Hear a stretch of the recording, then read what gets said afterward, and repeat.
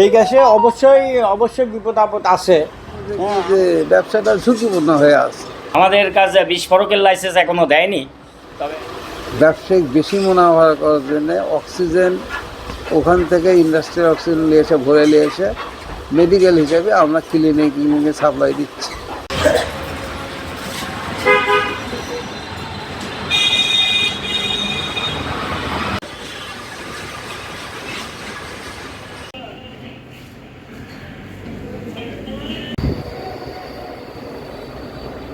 এটা medical oxygen, industrial, nitrous, CO2, acetylene, argon, মোটামুটি LPG, মোটামুটি সব ধরনের গ্যাসই পাওয়া যায় আমাদের কাছে। ওনার দোকান, মূল দোকান আমাদের হাড্ডিপট্টিতে, নোবেল ট্রাস্ট নাম দোকানের। আর এটা হচ্ছে সিলভি ট্রাস, এটা শুধু আমাদের মেডিকেল সাইড।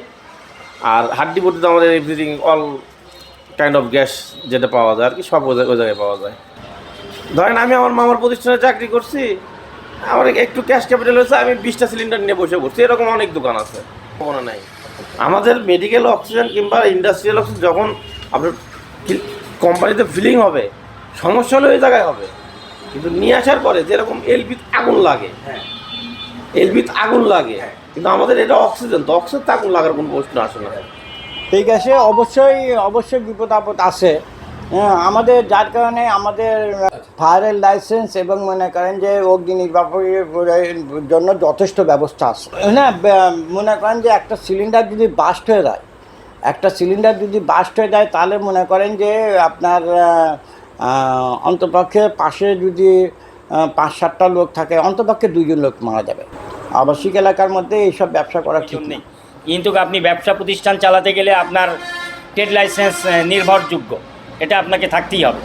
আপনি তাছাড়া ব্যবসা সরকারের আয়তা, টিন, ট্রেড এগুলি থাকতেই হবে। আমাদের কাছে বিস্ফোরকের লাইসেন্স এখনও দেয়নি, তবে আমরা আবেদন করেছিলাম, কিন্তু আমাদের বলছে যে আপনারা ছোট প্রতিষ্ঠান, আপনাদের জন্য বিস্ফোরক না।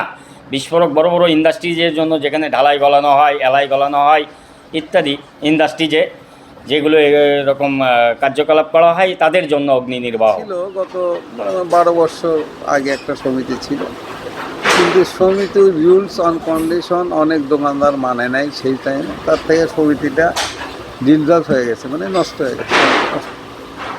এখন যে ব্যাঙের ছাতার মতো বিভিন্ন দোকানে ইন্ডাস্ট্রিয়াল অক্সিজেন বা মেডিকেল অক্সিজেন বেচতেছে, এদের মনে করেন যে না কোনো পরিবেশে ছাড়পত্র আছে, না হয়তো আপনার ফায়ারের ইয়ে আছে, কিন্তু সে আরা ব্যবসা করতেছে। আমরা হয়তো বিগতকালে অনেক সিলিন্ডার বা অনেক বড় ব্যবসা করছি, কিন্তু এখন দেখা যাচ্ছে আমাদের সুবিধার জন্য ওরা দেখতেছি যে সামান্য কয়েকটা বোতল নিয়ে আমাদের সাথে কন্টিনিউ করতেছে। এই ব্যাপারে সরকারের কোনো ভূরিক্ষেপ নাই যে বা তাদের লাইসেন্স আসলে আছে কি না, সে করতে পারবে কি না, কে কী ব্যবহার করতেছে বোতল, এটা কোনো মানে সরকারি দিক থেকেও ইয়ে নাই, আমাদের তরফ থেকেও তো নাই, যেহেতু সমিতি ইয়ে হয়ে গেছে। এইভাবে চলতেছে ব্যবসাটা, এখন ঠেলা মারার মতো অবস্থা। আর একটা জিনিস হলো যে কি, যে ব্যবসাটা ঝুঁকিপূর্ণ হয়ে আছে। ব্যবসাটা ঝুঁকিপূর্ণ, একে তো তারা কাগজপত্র নাই। অনেকে মনে করেন যে একটা বোতলে কিন্তু এক্সপায়ার ডেট আছে, প্রত্যেকটা বোতলে এক্সপায়ার ডেট আছে, যে এই বোতলটা 14 সাল পর্যন্ত বা 24 সাল পর্যন্ত চলবে। কিন্তু এই জিনিসটাও কেউ ফলো করে না। দেখবেন যে 24 সালের পরেও ওই বোতলেই ভরাচ্ছে।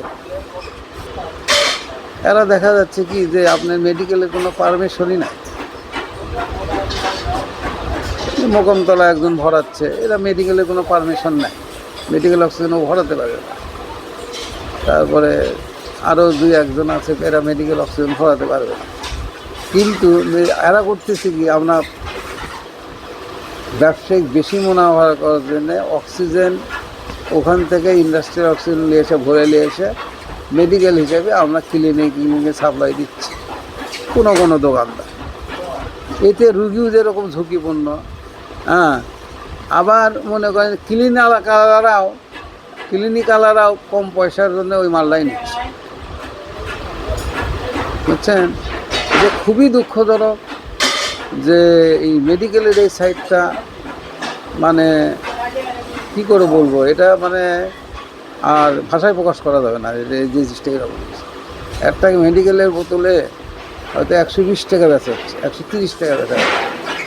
ওরাও বেনিফিট খুব একটা করতে পারতেছে না, ক্লিনিকালরা তো বেনিফিট ঠিকই করতেছে, সেই মনে হয় ওরা ঘন্টায় 100 টাকা নেয়।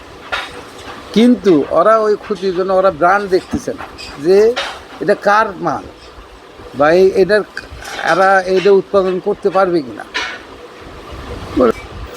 কিন্তু অ্যাসিটিলিনের দ্রাও, অ্যাসিটিলিন কোনো রকমে লিক করলে পারে বা টেম্পারেচার বেড়ে গেলে বা বোতলের যদি লিক থাকে, যদি আগুন ধরে দেয়, তাহলে এটা সবচেয়ে বেশি ক্ষতি করে। অনেক অনেক অনেক একটা অ্যাক্সিডেন্ট বাস্ট হলে পরে অনেক ক্ষতি হয়। আশেপাশে 2-4টা দোকান নাই। এই জন্যে না, আমার এটা মনে হয় যে সরকারি নজরদারি দরকার, যে এই বিষয়ে যে সরকারি নজর দরকার হলে যে তাদের লাইসেন্স ঠিক আছে কি না, সেভাবে ব্যবসা করতে পারবে কি না। হ্যাঁ, এবং লাইসেন্স ছাড়া মেডিকেল অক্সিজেন সহ অন্যান্য গ্যাস সিলিন্ডার মজুত করা বিস্ফোরক আইন 1884 ও গ্যাস সিলিন্ডার বিধিমালা 1991 অনুযায়ী দণ্ডনীয় অপরাধ। মেয়াদ উত্তীর্ণ লাইসেন্স বলে কার্যক্রম পরিচালনাও অবৈধ হিসেবে বিবেচিত। বিস্ফোরক অধিদপ্তর হতে দেওয়া প্রতিটি লাইসেন্সে একটি প্রতিষ্ঠান কোন ধরনের সিলিন্ডার কী পরিমাণে মজুত করতে পারবে তা সুনির্দিষ্টভাবে উল্লেখ করা থাকে। অনুমোদিত সিলিন্ডারের ধরন ও সংখ্যার অতিরিক্ত পরিমাণ মজুত করা অনুরূপ আইনের লঙ্ঘন। এছাড়াও লাইসেন্সে উল্লিখিত নির্দিষ্ট মজুদাগারে গ্যাস সিলিন্ডার মজুত করা বাধ্যতামূলক। স্থান পরিবর্তন কিংবা একটি লাইসেন্সের বিপরীতে একাধিক বা ভিন্ন নামে প্রতিষ্ঠান চালানো অনুরূপ আইনের লঙ্ঘন। যারা ঝুঁকিপূর্ণভাবে লাইসেন্সের শর্ত অমান্য করছেন অথবা লাইসেন্সবিহীনভাবে সিলিন্ডার মজুত করছেন, তাদের চিহ্নিত করে জেলা প্রশাসনের সহযোগিতায় ভ্রাম্যমাণ আদালত বা যথাযথ আইনানুগ ব্যবস্থা গ্রহণ অব্যাহত রয়েছে।